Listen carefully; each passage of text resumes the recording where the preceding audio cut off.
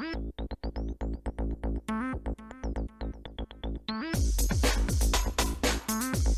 you for tuning in to the Golden State Media Concepts Mixed Martial Arts Podcast. I'm your host, Tate, and today we're going to be covering all the fights from this past weekend, which was UFC Fight Night 188. So we're going to cover all those fights, which we definitely had a star was born in that event. We're also going to cover this weekend's UFC 199, which is Rockhold versus Bisbane. And then we're also going to touch on some MMA or UFC news, which we're going to touch on a little bit about Ronda Rousey, news about Ronda Rousey, an update on the Conor McGregor-Nate Diaz fight, and a little bit more. So hang in there, and I'll be right back. Always on the go, but the day just won't be one without your Hollywood fix. Let Golden State Media Concepts Entertainment Podcast take care of that. Jordan and Keith is Entertainment Tonight meets Access Hollywood. I'm Jordan. The guy laughing, that's Keith. Yeah, I'm Keith. An all-inclusive look of pop culture.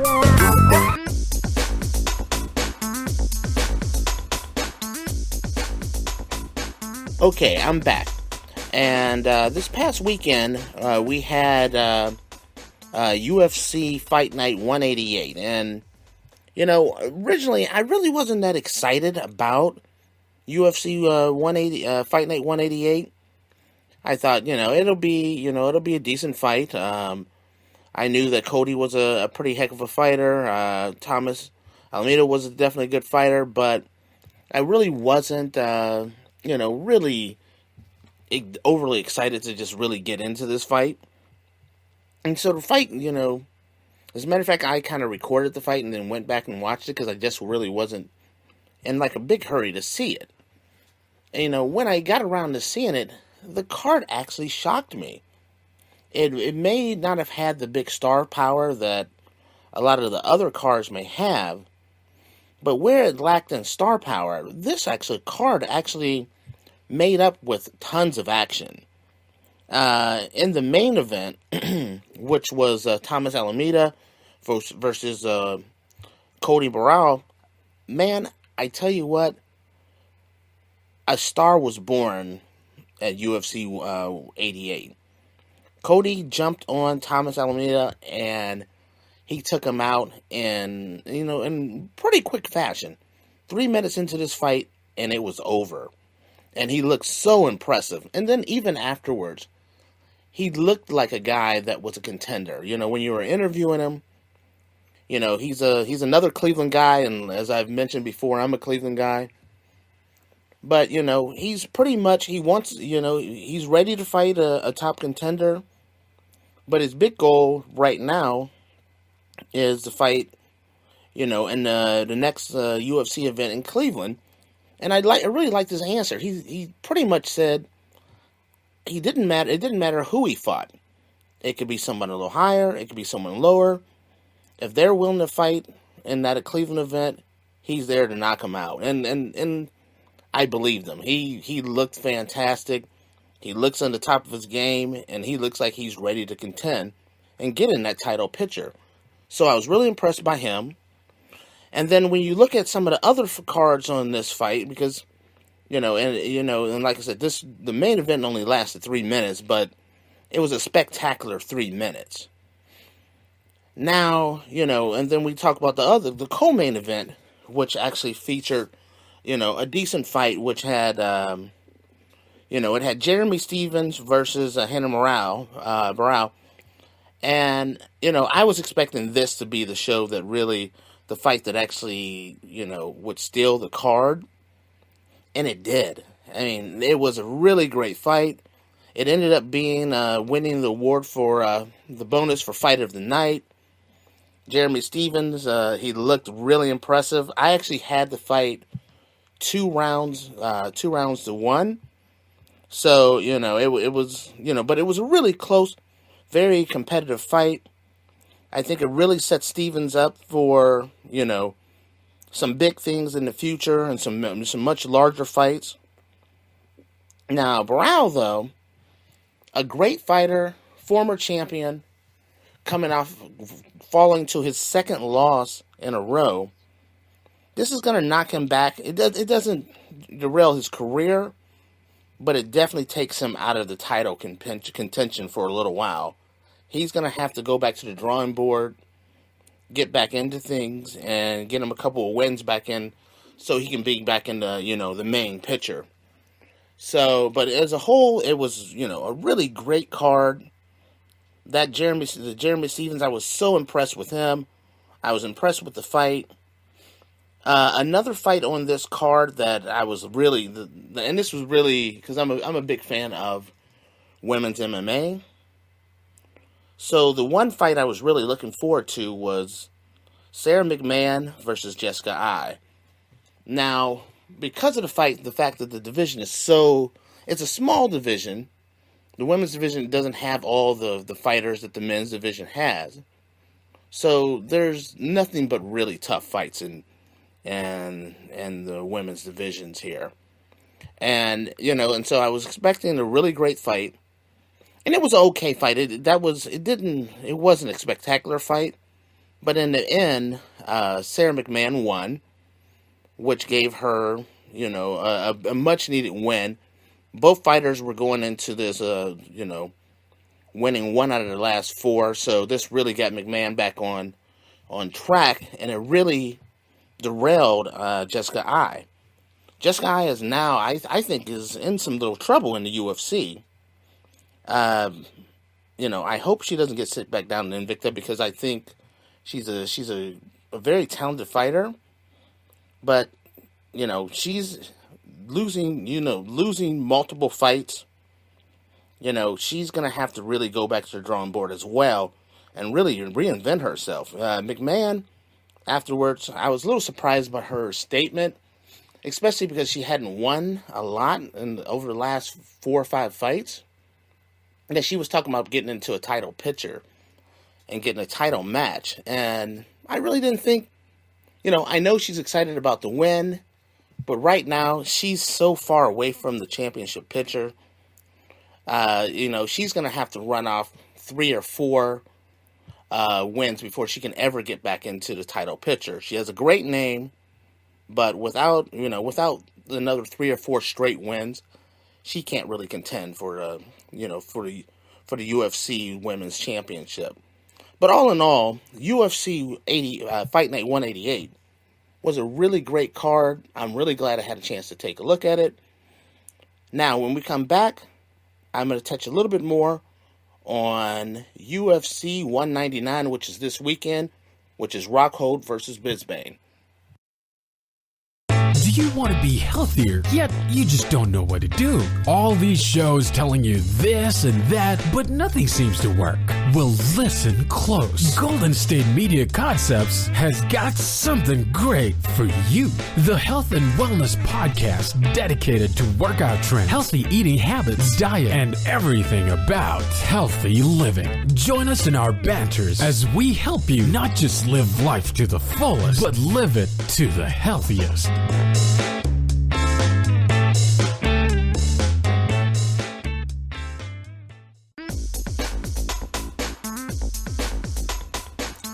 Okay, we're back. And now we're going to talk about the upcoming event that's going on this weekend, which is an event I'm really excited for, which is UFC 199, and which is Rockhold versus Brisbane. And, when this fight was originally scheduled, and, Chris Weidman had to step out of this fight, and I found out Bisbane was going to be the contender for fighting for the title, and I was just not happy about the fact that, because I thought he truly lost to Anderson Silva. And so I was thinking, and I'm like, how can the UFC actually put Bisbane in for this title match? I don't think he deserves it. And then I kind of realized, when I was watching the press conference leading into this, why the UFC actually picked Bisbane. Bisbane can sell a fight like no other. I'll put him in that category of, a Chael Sonnen or, a Conor McGregor. maybe not as much flair, but he can definitely sell a fight. And I think it's true hype. I don't think Bisping is really afraid of anyone. I think he truly wants to get in there. I think he really wants to get in there and fight Rockhold. And I think he really wants. I think he realizes that this is going to be his one and only big shot at the title. And I think he's going to try to put everything he has in it. You know, I was kind of surprised of something as I was watching the press conference. And, you know, Bisping is really getting to Rockhold a little bit. And Rockhold said something in the press conference that really shocked me, which I was just surprised and actually a little concerned about the outcome of this fight now. And that is, Rockhold came clean that he actually has a knee injury. That he has I believe it's an MCL injury, but he's not going to pull out of the fight. He's going to stay in there and he's going to fight, which Rockhold used it as, Bisping was saying that he was trying to use that as excuse so that if he loses, he has a built-in excuse for a rematch. But if this is true, that he really does have a knee injury, why would you even bring that up, days before the fight? I was really surprised at that. I just didn't think it was a smart decision. But, this fight is on. It's going to be an interesting fight. As I've mentioned before, I am taking Rockhold, knee injury or not. I am taking Rockhold to win. And I got him winning by a knockout. But, it definitely some cause for pause. If that knee injury situation, depending on how bad this knee injury situation is. But it's definitely something to consider and think about when you're thinking about who you're taking in this fight.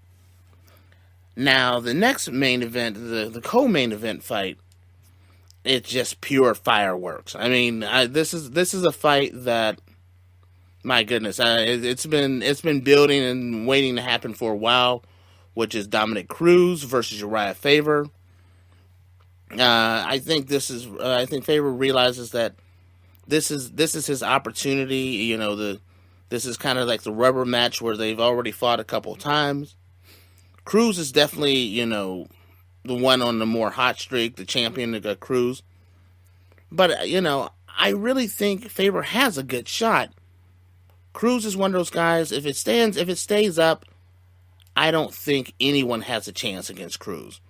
But if Faber can get in and get rough with him, take him to the ground, and make it an ugly fight, there is a scenario where I could see Uriah Faber pulling out a very rough and tumble fight where a lot of taking to the mat, a lot of ground and pound. That would be the best scenario. But as a whole, when I really look at the outcome, as much as I'm a big Uriah Faber fan, being that he's from Sacramento, I am still going to take Dominic Cruz.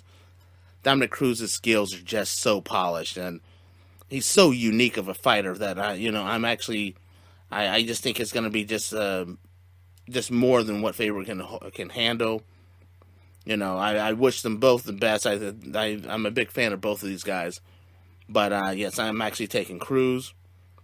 And then there's a couple other fights that are coming up, on the UFC 199 fight card that I'm kind of looking forward to. The Hector Lombard, Dan Henderson fight, where, honestly, I've said this before, this is Dan's last chance, I think, to reclaim his career. I think if he loses this, I think there's going to be a lot of push to make Dan retire. And I don't think Dan's ready to retire, but sometimes, Father Time is undefeated, and sometimes, sometimes you're kind of forced to retire before you're ready. Dan Henderson has to win and has to look impressive, which he can definitely do because he can knock anyone out at any point in time in a fight. And I think that's what he's going to have to depend on. If he can pull off a win, he can get right back. Not necessarily he can't get in the title picture, but it's one of those things where it kind of rebuilds his career. I personally am taking Hector Lombard to win the fight. I think it's going to go to distance, but I would like to see Dan do well, and I hope he, if he, I hope it turns out to be, a really entertaining fight, because the thing with Dan Henderson, it doesn't matter what round it is. You have to pay attention to this fight, because at any time he can put your lights out, and so, which makes that an interesting fight. There's a couple other fights on here that on this card that I'm looking forward to seeing. I'm always a fan of Clay Guida. Clay is just he's probably the most interesting, has one of the most interesting styles in mixed martial arts. I've never seen anyone that fights like him. He frustrates a lot of fighters. He's never boring. He's that fighter that you can't take your eyes off of. So I'm looking forward to seeing that fight as well. This is going to be a nice card. I'm looking forward to talking about it. I will definitely be tuning in to cover this one. So from here, we've covered the UFC 199. We'll talk about it more after the fights are over, which will be probably we'll cover those on Monday. But the next thing we're going to roll into is a little UFC news.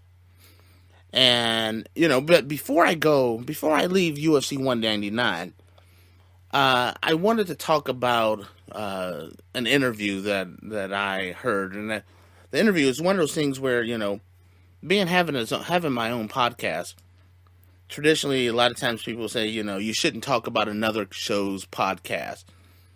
But there's one particular podcast that I've been a big fan of, and that's Ariel Helwani's Mixed Martial Arts Hour, which is it's a must listen or must view. It's actually a video as well. But I say Ariel is one of the most connected people in the mixed martial arts world, and so I always give him a lot of respect. And he had two interviews this week that I just that I watched that I was really intrigued by. The first one was his interview with Chris Weidman, where Chris was actually talking about the UFC 199 main event, Rockhold versus Brisbane, and I was a little surprised, but not really surprised, but Chris compared this fight of Rockhold versus Brisbane as maybe the easiest title defense in UFC history. He didn't really give Brisbane much of a chance. I didn't really feel like he respected Brisbane very much. So I was, but he definitely stated that this would be the easiest title defense in UFC history. I think Brisbane would have a little something to say about that, but especially with the knee injury, I think it's going to be a little tougher than people think. But like I said, I'm still taking Rockhold. Another interview that Ariel had this week, and I don't normally just go and talk about someone else's podcast this much, but he had a few interviews that were just noteworthy to talk about. He had an interview with Chael Sonnen. And, he pretty much, by the time that interview was over, because Chael's been suspended, but his suspension's coming up to be over.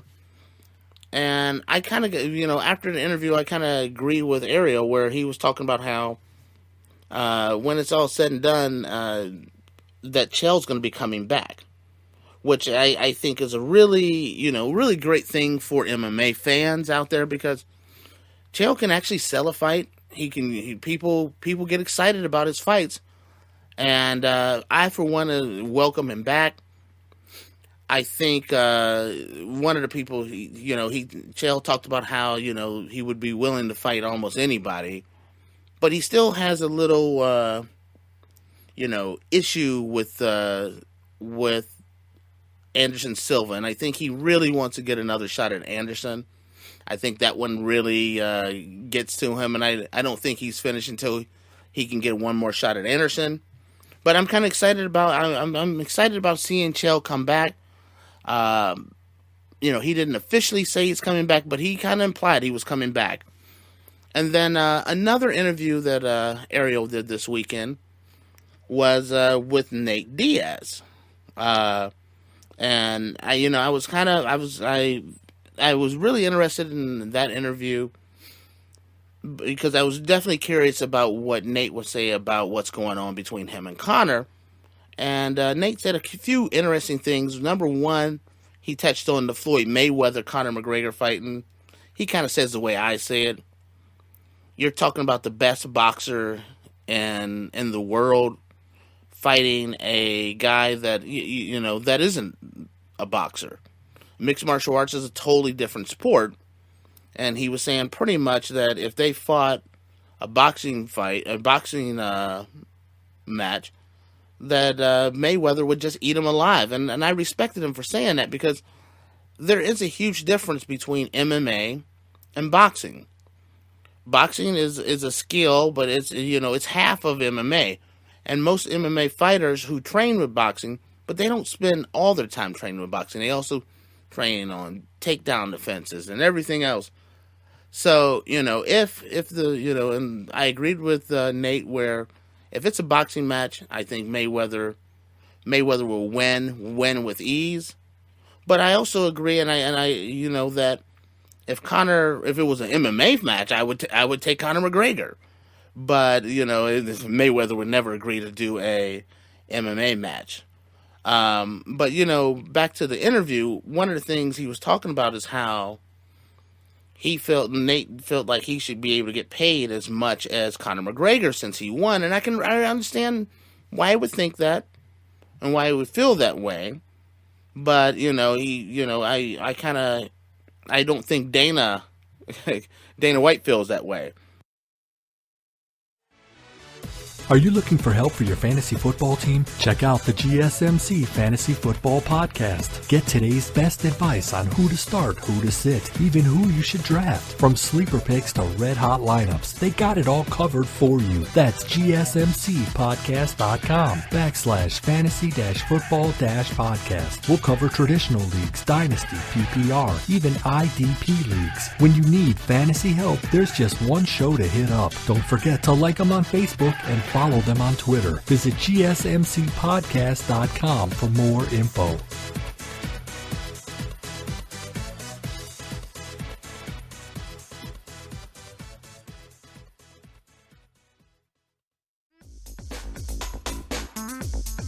And then I was watching an interview on ESPN where Dana was talking about, what's next for Conor McGregor.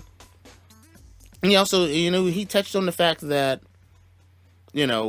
he's trying to find another fight for Conor McGregor. And kind of implied, it's just been, just a crazy situation and they don't kind of agree with Nate on the pay and that they don't think that fight can actually be put together. But Dana also mentioned that Conor McGregor is obsessed with fighting Nate Diaz again at the 170-pound weight class. Now, and I understand wanting to get back in there and beat the guy that beat you and even beat him at the weight. But I still think it's a big mistake by Conor that to be fighting at 170. I could see if they decided they're going to fight at a catch weight and they were fighting at like 155, I would be okay with that. It's just a different fight. The bigger the guy gets, the more you can absorb. Conor's a smaller guy. I don't like seeing him even considered a 155. I think the most I would love to see him go up to is the 155 weight class. But they were also talking about, what could be Conor's next fight. And, some of the ones is, the obvious ones, which is Frankie Edgar, which would be an interesting fight. Jose Aldo would be, considering, even though, I was so impressed with the knockout, there really hasn't been a Jose Aldo, Conor McGregor fight, because the first one was just like, close your eye, blink, and the fight is over, and we have a new champion. So we never really saw how Conor would do against Jose Aldo, even though, hey, he won the fight. He knocked him out in record time. That's just part of fighting, and so I don't discount the win or anything like that. But I would love to see how Conor would do against Jose and a little bit more extended fight. So I'm very curious about that. And then one of the last things I want to touch on is Ronda Rousey. And we've all been looking forward to seeing Ronda come back and get back into the octagon. And, I thought I didn't think she'd be back for 200, but I was expecting like 202, 203, New York. I thought those would be the options. And then I thought Dana dropped a huge bombshell, and that is that Ronda just had knee surgery, which means that Ronda's out for pretty much most of this year. It was Dana said it was a minor knee surgery, but the fact of the matter is that it takes time for a knee to heal up, and now the best case scenario for her to make it back into the ring would be December of this year, if that. And I don't even know if I think I am now starting to lean toward the fact that Ronda could miss the entire 2016 year, which is a shame, because she's been such a rock star in the women's mixed martial arts, the division. She definitely moves the needle, and I would love to see her get in the ring again soon.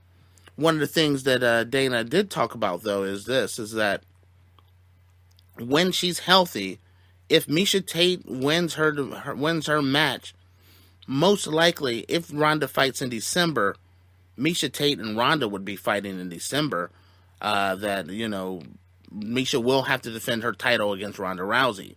So that was another bit of news. So if anyone's thinking about, wanting to know when Ronda's going to be back, I'm pretty much, you can pretty much either bet December or January for the title against Miesha Tate. With that, I just wanted to touch on a little bit about this past weekend, Memorial Day weekend, UFC Fight Night 88, and then get ready for this weekend's fight, which is UFC 199. I get excited about just seeing the 199 because it just reminds me that the next event, guys, the next pay-per-view event is UFC 200. So when we get back next week, we'll be talking about the outcomes of all the big fights from UFC 199, talk about the Rockhold Brisbane fight, who won between Dominic Cruz and Uriah Faber. And then we're starting to gear up and ramp up for UFC 199. With that, everyone... and then here's another thing that happened this week that I was about to wrap up without giving our big news. One of the... we've had this podcast for a short period of time, and... we really, really appreciate all the fans that, send us emails and send us messages and have supported our new venture here of the Golden State Media Concept Mixed Martial Arts Podcast. This weekend, our podcast was number 15 and all the sports podcasts on iTunes. And we were the number 2 mixed martial arts podcast for the Memorial Day weekend, which it's a big deal for a new podcast featuring MMA. So, I really thanks everyone for your support and everything. We will keep on trying to crank out some great episodes and keep trying to get better. We are kind of new at this, so we're trying to get a lot better. But with that, we really thank you for tuning in, and we'll be coming back on Monday. Just remember that you can always follow us at www.gsmcpodcast.com. You can follow us on Facebook and Twitter, and you can always download us on iTunes. Also, feel free to check out some of the other GSMC podcast shows. We have a whole group of them that are pretty phenomenal, and some of them are doing, really well. We had a couple of them that were ranked in the top 15 in the nation for some podcasts for sports and movies. So check those out. With that, everyone, thank you for listening, and have a good night.